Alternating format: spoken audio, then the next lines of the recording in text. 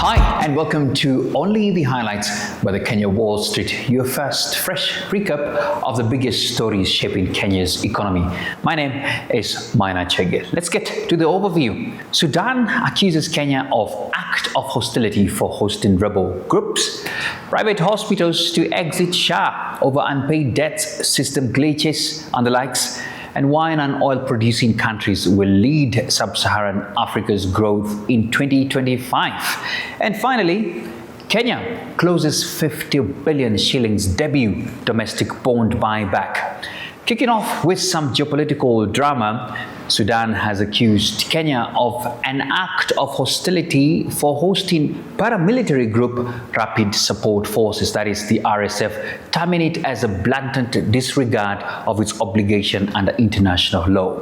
The RSF forces, a group fighting against the Sudanese Army for power, held an event in Nairobi on Tuesday with the talks revolving around the formation of a parallel government in RSF-controlled areas. In a statement, Sudan's Ministry of Foreign Affairs warned that such a move dismembers the African states and also violates its sovereignty by interfering in its internal affairs.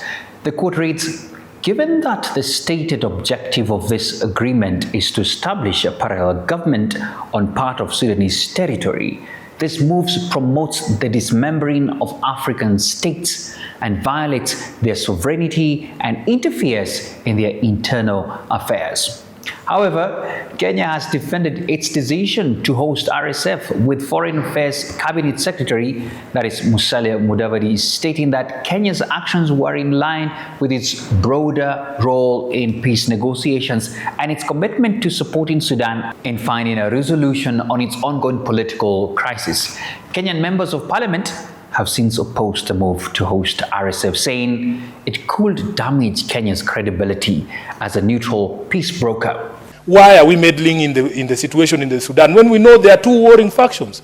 We used to play a role of mediator. When the president was President Moi, he was known for being a peacemaker. This country used to be known as a diplomatic hub where these global and regional problems were resolved. But it is no longer the case because we appear, at least the appearance of intermeddling with the internal affairs of our other countries and especially our neighbors is hurting our image. You can legitimize, you can argue about it. So you are comfortable the RDF is in Nairobi.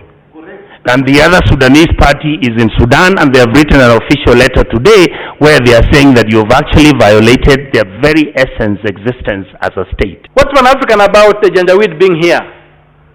When we look at the genocide in Darfur, in the Sudan, Madam Speaker, I think we need to take a good look at ourselves as Kenyans in the mirror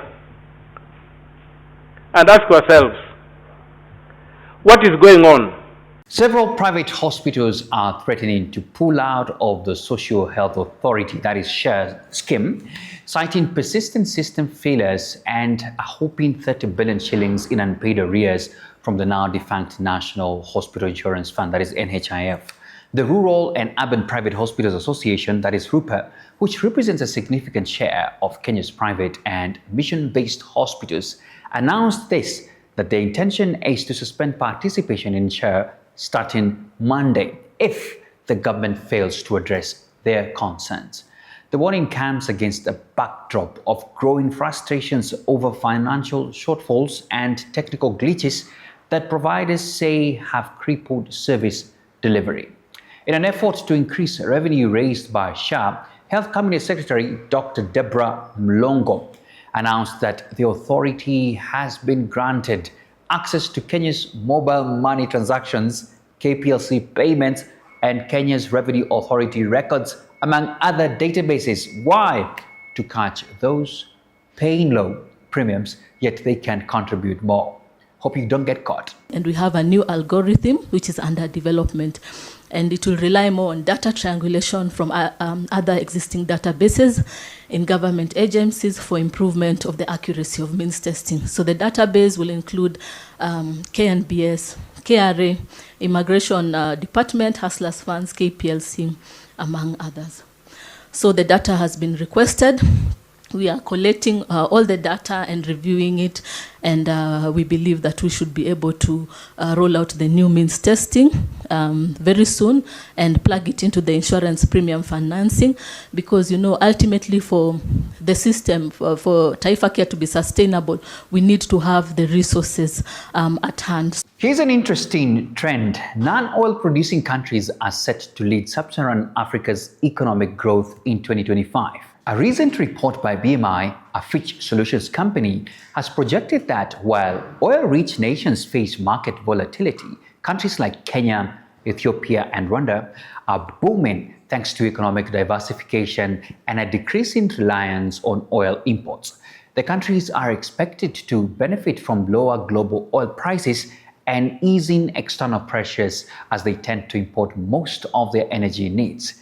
The report reveals that countries rich in key resources for global energy transition, such as copper and cobalt, are expected to perform well as global demand surges. BMI notes that a lack of investment infrastructure and falling crude prices, growth in traditional oil-producing nations, including Angola and Nigeria, is forecast to slow down. The debut domestic bond buyback by the Central Bank of Kenya has met its target, buying back bonds worth 50.09 billion against the target of 50 billion. The CBK announced the first ever domestic bond buyback in February, where investors sold back 3 bonds issues worth 50 billion shillings before their intended maturity. The buyback, which targeted 3 bonds, seeks to ease refinancing pressures in mid-2025 when bonds are expected to mature. The total value of the 3 bonds was 185.1 billion shillings, comprising the 3-year paper to mature in April 2025, the 5-year paper, and a 9-year infrastructure bond to mature in May. This comes amid the government's move to raise the domestic borrowing target for the 2024-2025 fiscal year to 582.7 billion shillings from 413.1 billion shillings, further exerting pressure on the domestic market. As always, if you want to dive deeper into these stories and stay up to date with everything impacting business here in Kenya, be sure to subscribe and follow the Kenyan Wallstreet, all social media handles and channels. Thank you so much for your time. I look forward to seeing you again next week.